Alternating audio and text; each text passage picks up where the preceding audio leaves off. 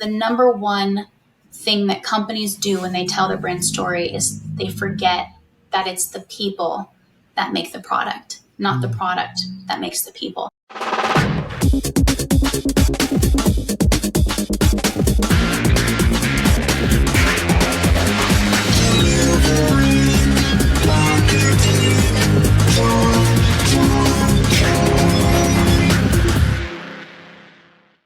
Hey there, and welcome to a brand new episode of Delivering Marketing Joy. I am your host, Kirby Hausman, and joining me today is a repeat rock star. She's been here several times, and she is well known around our industry. She is the new Chief Marketing Officer at Proforma. Charity Gibson, thanks so much for joining me. Thank you so much for having me. It's still weird hearing that said out loud. Fair enough. It's still fairly new. And I guess that's why I really appreciate you taking the time to do this right now, because I know you are knee deep in a million different things. So it was big news, right, across the branded merch industry when you were announced as the CMO at Proforma. So can you talk a little bit about how that came to be and what this new position means to you?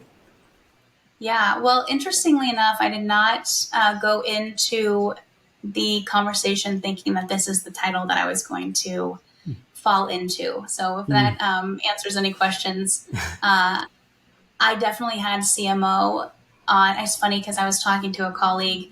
I had applied for a VP of sales position and did not get it. And I had been working with this person and said, it's like, hey, this is just, I appreciate the offer. And I didn't go and seek it out. Somebody said, apply for it because it's open. I think you'd be good. And I'm like, well, I'll do it. Sure. You never say no to applying for a job. Just the experience, I think, is worth it. Yeah. And I had just messaged the owner of the company and said, look, in the next, 2 to 4 years, I would love to have that job under my belt, or a CMO position. I really want to get into marketing full time. I want my main jam to be marketing. I love sales, but I just am really, I feel like I was born to be a marketer. Good at the presentation side of selling. But anybody that's worked with me knows, like, when you get to a certain point, it's just, I get overwhelmed and I get insecure about the little tedious details. And I have an avoidant attachment. So I'm like, just no. I don't want to do that anymore. Right. Like, I didn't want to be working in a place where I just didn't feel super confident about what I was doing. And I know people might be surprised to think that. And I know we're harder on ourselves than other people are on us. So it's all probably a figment of my imagination. Dan Edge, he's like, you're really good in sales. You just need to own it. I'm like, but I really like marketing. So I'm like, I just want to be a marketer. Anyway, so I reached out and I just said, in the next couple of years, this is what I want. Would you mentor me to become somebody that you would hire? Because ultimately, I think the best way to ask or to get what you want is to ask questions of what it's going to take for you to get there by somebody that has the ability to put you in that position. And he was gracious enough to say, let's get together. I'll mentor you and, build that roadmap. And we were like working on getting a time schedule to start doing all of this. And just happened into a conversation with Greg Armstrong, who is the CSO at Proforma. And we were just talking about, this and that and, things and goals, et cetera. And he's a coach for Proforma. So of course he pulls out all of the, things in your personality and can read things and just extrapolates and draws your goals out of you. And is like, well, what do you need to do to get there? And at the end of it, he's like, I really think that you need to talk with Vera. And so he reached out to Vera and I was on a plane shortly afterwards. And we were not in the interview process. We were not supposed to be in discussions. We were not in anything. We were sitting around the dinner table. And when that came out of her mouth, of course, they had plans that I did not know about. When that came out of her mouth and she offered me the job, I was like, yeah, that sounds phenomenal. I get in the car, I'm like, did you say CMO? I don't want to give too much away because I'm like, it makes it seem like, there was some great masterful plan. I would love to say that it was like I had this whole I did have a master plan. It just was not, I didn't expect to realize it so quickly, but that's, I guess, the power of manifesting and putting it out there and then running towards it. I think it finds you, but it was just a really great conversation. It was awesome to sit in front of somebody brilliant like Vera Mazzillo. If you have not met her in person and sat and taken the time to have a conversation, one of the most kind-hearted people I have ever met on the planet. Like, I knew she was a phenomenal person. They've been my customer. Proforma's been my customer for a long time with Peerless. But wow, just a whole different level. And her brain, she might be I know she's she might be the most intelligent person I've ever met. Kind of reminds me of Tony Hsieh. Did you ever hear Tony Hsieh speak or watch him? Like, and you could like see the formulations and the permutations and the combinations and all the like thoughts colliding and the synapse firing when he was talking. It's the same way with Vera Mazzillo. Like, it's like a computer. You can just see everything unfold. And it's just the stuff that comes out of her mouth is absolutely brilliant.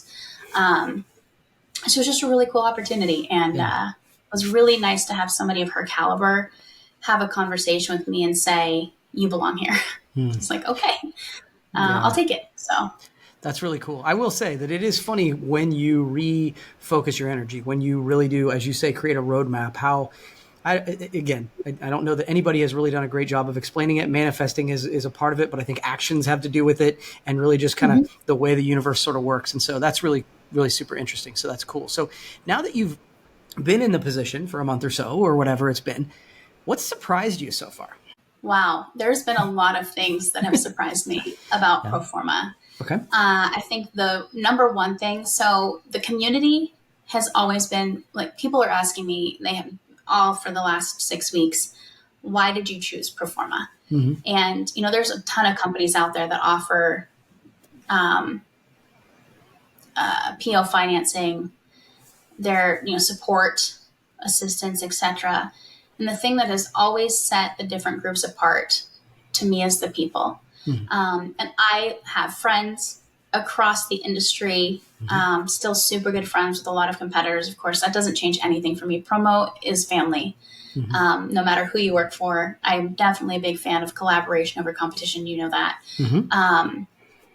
For me, the biggest surprise, though, was just knowing how much I already loved these people and just seeing them as humans at these different events, but then coming into the company and really realizing how much it's not a show. Like, and you know that it's not, but you know, like you're at a trade show, you're in these things, and people, like, it's our job to like be on. And it's like you get behind the curtain, and I'm like, it's just that deep of a community. It's just that warm and welcoming, and the hugs and the comments and the reach outs and the everything. It's just like coming home. And I don't know how to explain it, but that to me, it's so cheesy. But I really, I love that part of it. So it was just a big surprise that it's actually even more familial. And I mean, it's a family-owned company, so that's a whole, they are family, but literally, like, the community that they've built is really something special. All the owners, they're just super genuine people. So that's cool. Yeah. That's cool. Okay. So regardless of the move, right? Like, for you or for anybody, when you take on a bigger challenge, like, you have to, like, take on and develop new skills. So what's something that you feel like you need to grow to do this new role well? Really quick, one of the other things I didn't expect, as after you said that and we stopped talking, the number of Zoom calls that you're on in any given day. I'm averaging 9 hours a day in Zoom calls. I feel like coming from a doing role into a supervising role, I do want to I just want to call that out before I move on, because I think it's so important. Like, you know, that's tough for me. I'm a doer. So now I'm like, I get to like instruct people to do anyway. So it kind of feeds into it's a huge transition. So what you just asked, the follow-up question, the second question is, what are the skills that I need to work on in this new role? Managing people, I thought was going to be my biggest challenge. I have a team of 15 under me, so we are a big department. We have huge goals for the rest of this year and for all of 2024. I really thought that the managing people and the behaviors and, you know, all of that would be a challenge. But oddly enough, I did take behavioral management classes. I, like you, read all of the time. So I'm constantly learning about what makes people tick, and synapse and science and neuroscience. So all of that stuff has fascinated me. And I didn't realize until I got in this role how much that would stick in my mind and actually come out in situations. I'm like, oh, this thing I apply. Like I said afterwards, I'm like, oh, that was that book that I read, and that was this that happened. Right. So it's really, really cool to see how much of a deficit I don't have in that arena. I also attribute a lot of that to Promo Kitchen. I know that sounds probably interesting, but there's 20, 21 of us at any given time on Promo Kitchen, and it's all volunteers, right? Yeah. So that boardroom can be a bunch of doers and not, but very early on when Promo Kitchen first started back in 2010, and Mark Graham brought me on to help with the social media stuff. The caliber of people in that organization, right? You've got the Danny Rosens, the Mark Grahams, the Brad Whites at that time, Bobby Lehue, Lon McGowan, John Irvin. The list just goes on and on and on and on with all of these massive names, CJ Schmidt. There's so many people in such high level places. And Mark Graham brought me on, and I sat in those meetings, and every single one of those individuals, including you at one point in time, also sorry, because I know you had to hear a lot of them like to shut up sometimes, but like my ideas were listened to. Like I was given clout, and given the time of day by people that had no reason to give me any time of day at all, but they let me run with scissors. It's like that the whole group has always just like, yeah, go try it. Yeah, go try it. What's the worst that's going to happen? You're going to fail. Okay, we'll adapt. So Promo Kitchen to me taught me so many incredibly valuable skills about leading the team and managing people and letting people's ideas be heard. The biggest challenge though, so that aside, managing people I thought was going to be the biggest challenge, and it's not. I think the biggest challenge for me is letting myself give me permission to be a beginner again. And knowing that I don't have to have all the answers from day one. Yeah. It's a weird thing to walk in. I'm like, no, I want to hit the ground running and I want to do all these things. And, it's like, no, Charity, you know a lot about this organization, but you need to know all about the organization. If you're going to do the things that you need to do, you need to give yourself a permission to be a beginner again. And that has been the hardest thing, is starting over. Yeah, I think that's fair. And it's an interesting lesson that you point out is if you want to learn to lead people, learn to lead volunteers, because they don't have to listen to you at all. Right. And so I think there's some truth to that. That's a really good point. Okay, cool. Yeah. So final question for you. Obviously your job as chief marketing officer, as it gets going and you get to learn the organization and learn the team, part of your job is going to be telling the story, right? So what are some mistakes that you see other organizations make? And let's not call them out by name, but but organizations make when they tell their story, and how can they fix them? I think that is a phenomenal question, Kirby, and I'm really glad that you asked it, because you're 100% right. When I came into the organization, that's the one thing, like knowing about the people and being inside the Mazzillo's home and meeting Chef D and having the chocolate chip cookies and hear Vera talk about her travels and all of this phenomenal stuff, and the soft way that she speaks and looks right into your eyes, and knowing that this woman has so many things that she's managing, but when she is with you, she is with you, and she speaks with this soft tone, and you swear she's like seeing straight into your heart. I'm pretty sure she is. She has like a sixth, seventh, and an eighth sense. But people in companies, I think, are so afraid of transparency, not because there's anything bad to show behind the curtain, but because we've been told our whole lives what things should look like, right? Well, we can't be professional and use a fun font. We can't be professional and, have a video that's not polished and pristine. We can't be professional and use a color that's off brand. Like, we have these brand standards, so to speak. And I think we've tried to universally apply them to humans. And I think the number one thing that companies do when they tell their brand story is they forget that it's the people that make the product, not the product that makes the people. It is a human behind every single piece of process, marketing material, anything.